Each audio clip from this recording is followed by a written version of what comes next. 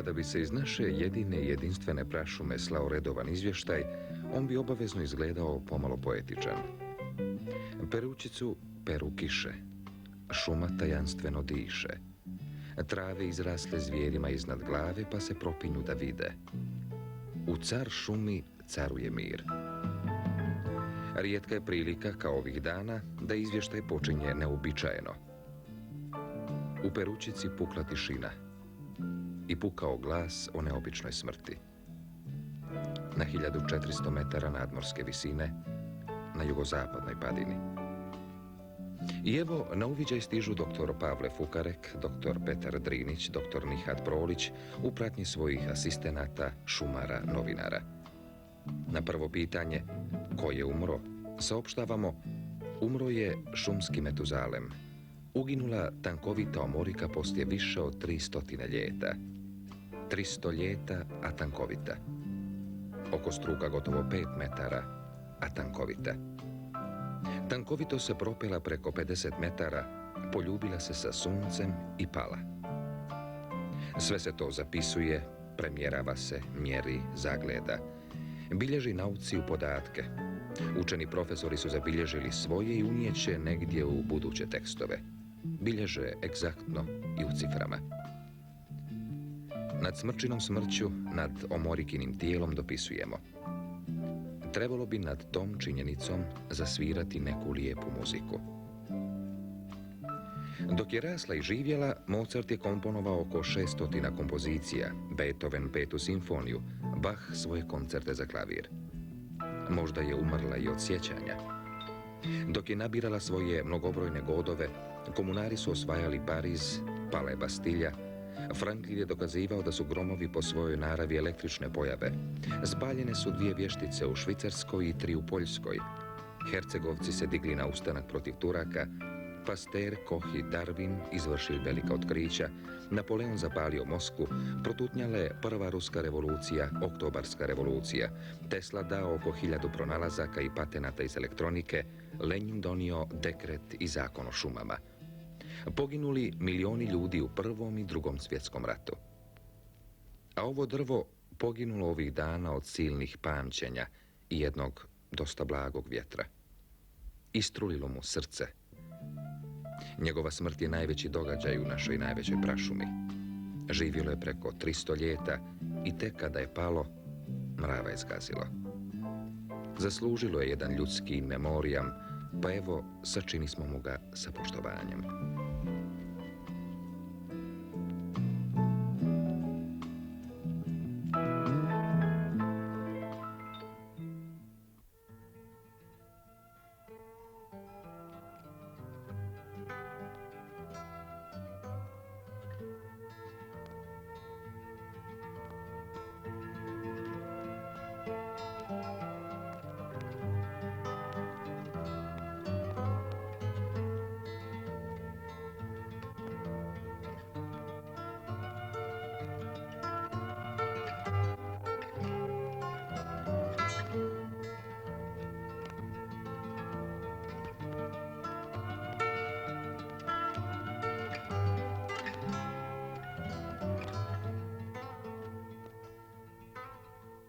Preko 7 rijeka i 7 gora nalazi se Zelengora. Zelena gora. Po njenoj dolami priroda je razbacila svoju raskoš i ostavila je usamljenu, zagledanu u nebo, u sebe, u strme pašnjake i oštre litice. Mnogoka je ovo planina, s bistrim jezerskim vodama. Jezera su njena najljepša ukosnica. Ovdje ispod hladne stijene šiklja voda. Vrelo bijelog jezera. Jednog od ukletih, gnijezdo utva zlatokrilih. Smireno u dubodolini, gdje ga je sunce okovalo srebrnim tokama, da mu vode kudgod iznenada ne oteku. Bijelo jezero u bijelom srebru.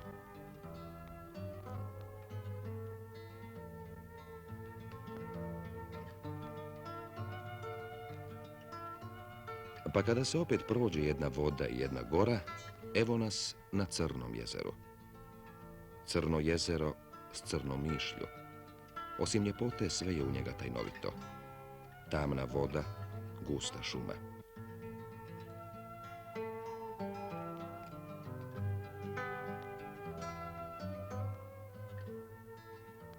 Srnin hod je ovuda brz, nema kad da se u njemu ogleda.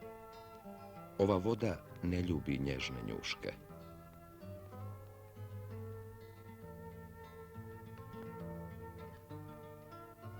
Gornje bare zbile se pod stijenu, reklo bi se dlan vode, a ima je za sve divokoze zelengorske.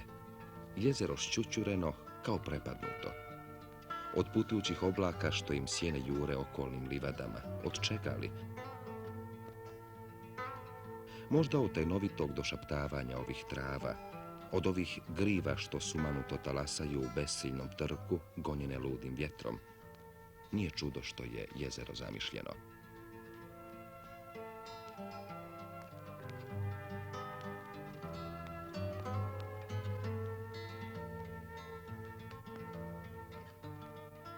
Da nije Đuke i Miloša i Donje, bare bi se kočile od samoće. Miloš okolo luta, prebraja i čuva divljač, a Đuka izveze u sitan vez ono što joj on ispriča, što sama vidi i što ugleda u jezeru. Tako jezero ne bude samo, samo su sami Miloš i Đuka.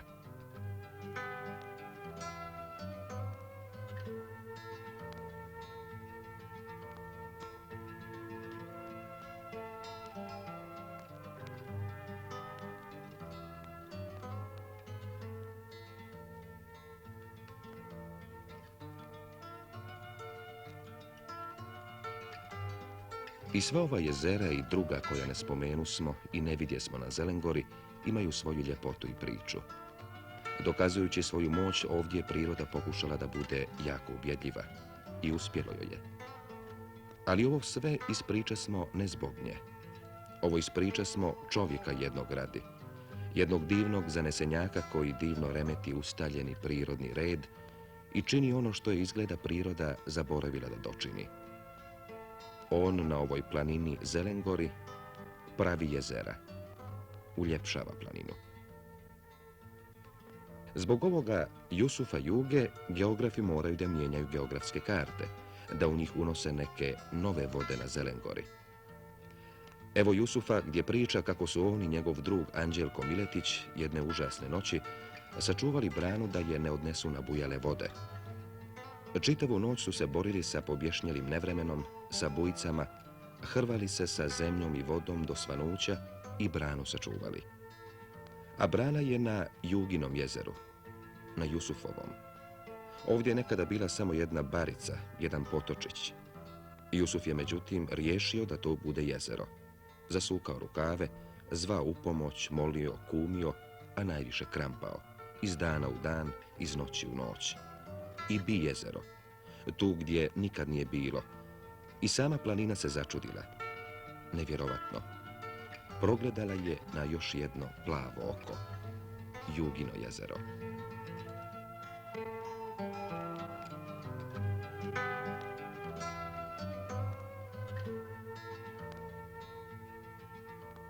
Nalazimo se u Vitim Bar, tačnije rečeno Jablan Bar.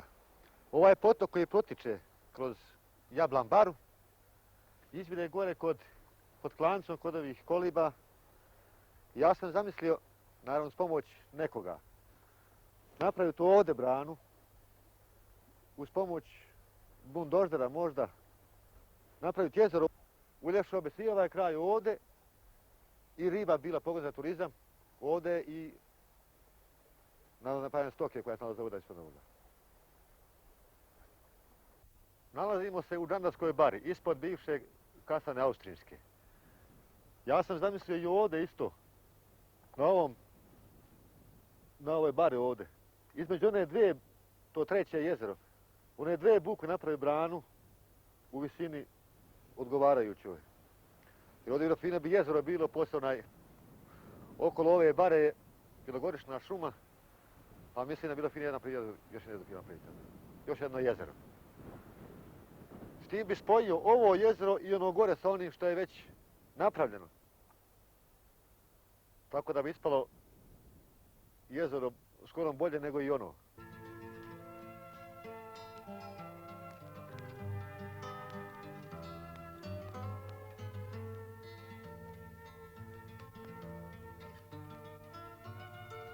Poslije ovog dijela kojeg je sačinio, Jusuf Jugo ne miruje. Obilazeći planinu, on je i studira. Razmišlja o tokovima njenih potoka, o dolinicama kroz koje prolaze. I na mnogim mjestima već sanja o novim jezerima. Uvjeren je da će ih stvoriti. Jusuf Jugo se ne zadovoljava samo onim što je priroda stvorila na njegovoj Zelengori. On hoće da je nadogradi. Mnogi misle da je Jusuf Jugo fantasta. Misle da je zanesenjak. Ali on ima i još jednu divnu osobinu. Dok oni tako misle, on misli drukčije i drukčije radi.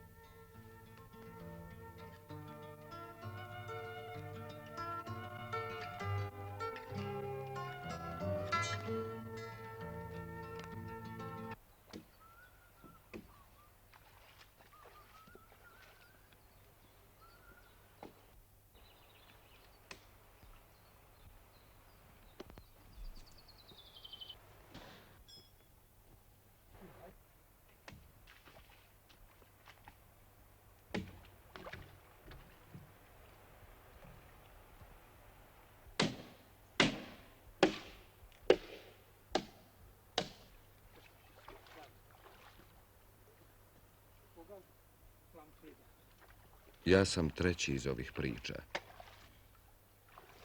Adem. Splavar sam na rijeci Tari. O rijeci ste čuli i o splavovima. Odmah da vam kažem da je rijeka nezgodna. Pustite njenu ljepotu na stranu. Ja je mnogo i ne vidim. Nije moje da joj u to gledam. Moje je da je čvrsto zasedlam i da joj se ne dam zbaciti s bijesnih leđa. Sad joj upravo kujem samar. Kujem sa svojim drugom Osmom. Čvrsto kujemo. Samo mi znamo šta nas očekuje.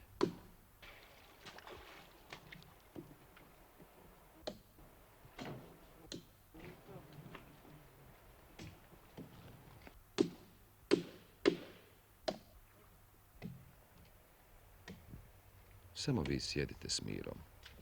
Vi plaćate da uživate. Moje je da vam to priuštim.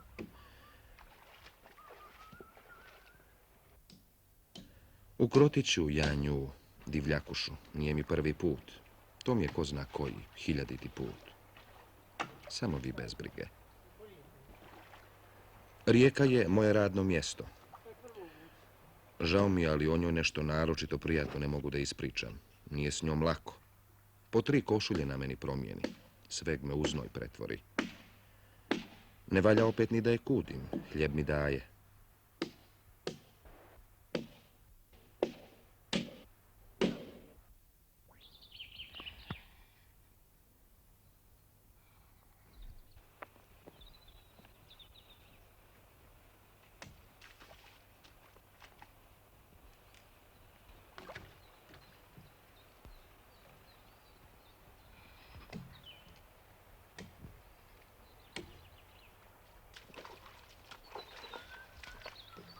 Pa hajdmo onda, rijeko, pusti nas. Dugo je ljeto, a tura svaki drugi dan. Eto vam rijeke, eto kanjona. Sad će brzaci, uživajte. Jokem ovdje, pa krenem tamo desno. Povrati. Desnu. Ne mora na lijevo, niko nije prošao, nikak. Ne boj se ništa. Nećemo, hajde Osmo, hajde. Hajde sad, hajde. Hajde u Bosnu, hajde. Hajde u Bosnu, hajde, nećemo mi stati više, ne boj se. Hajde u Bosnu, hajde. Hajde. Pa će snijeti u Crnu Goru sad, dobro je.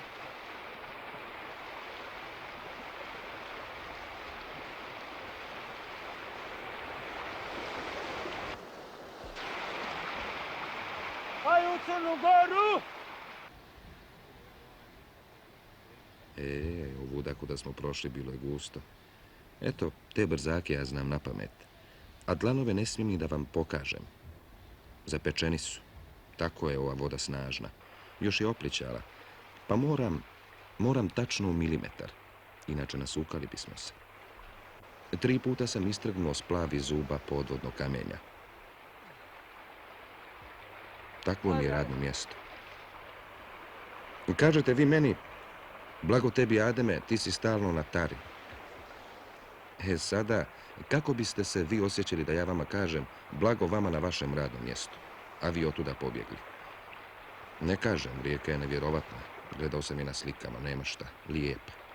Vjerujte, ja još nikada njome nisam prošao za svoj čejf.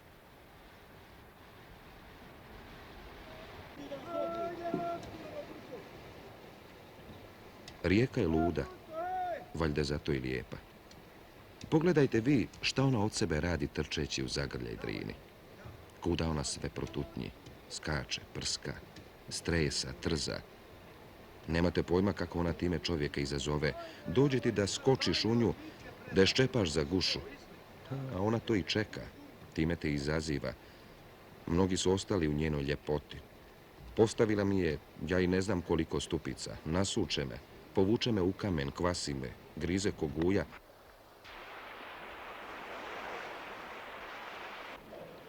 Sad će opet splavu biti tijesno, a meni pogusto. Ovdje tara premješta kamenje. Ima oči da mi ispadnu, mišići da naprsnu, ali nećeš ga, stara, meni. Anicu, da se otima. Dobro je. Hajde, nećete nanijeti ondina. Moraš malo, hajde lijevo.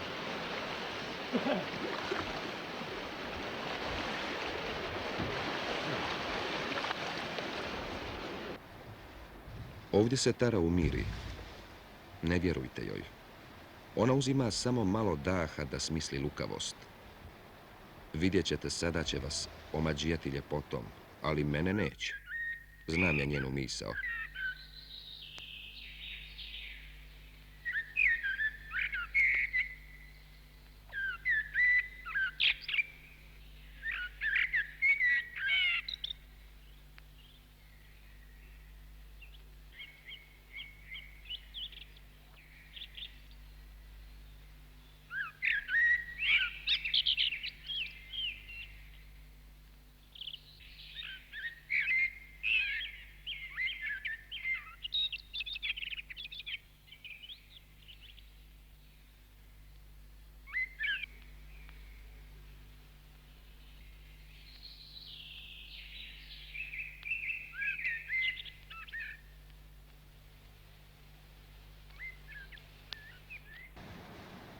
Šta sam ja govorio u onom tišaku gore?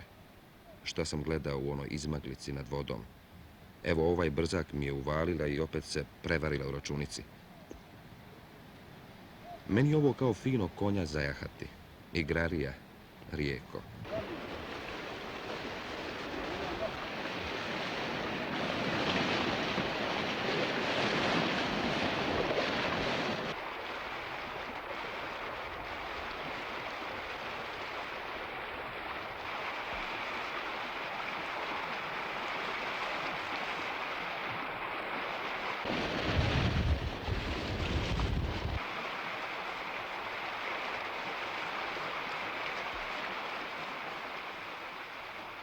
Evo, sada se sama zagradila, navaljala balvane. Zna ona da ću ja proći, samo hoće da me izmori, da mi izvuče snagu. Ne bi li me podase? Pa kako onda nešto lijepo da joj kažem?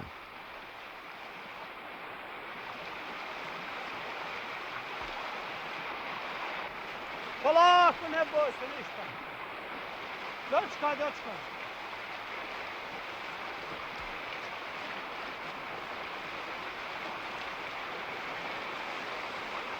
Hajde Crnu Goru, hajde. Hajde, ne boj se ništa.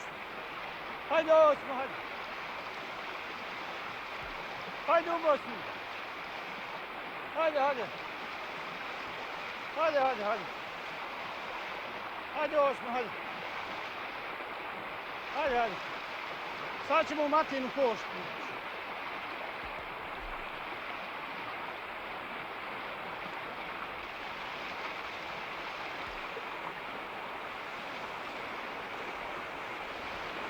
Sačekaj u Bosnu! Gledaj! Pogledaj! Hajde, hajde, hajde, slobodno!